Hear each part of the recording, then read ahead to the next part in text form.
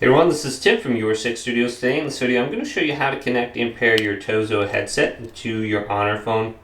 So we can swipe down from the top right. We can go to Bluetooth right here, but I'm just going to go to Settings. Here's Bluetooth, so we can do this later. Make sure Bluetooth is turned on. Now let's remove these from the casing. And if they're not previously connected to a different device, they should just automatically pair and connect and display under the screen.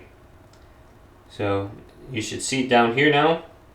TOZO A1, just tap it, go to pair, and you can allow access for call history. So sometimes it will fail. Okay, so we can select this again, tap this and go to pair. Now you can see it's connected under here.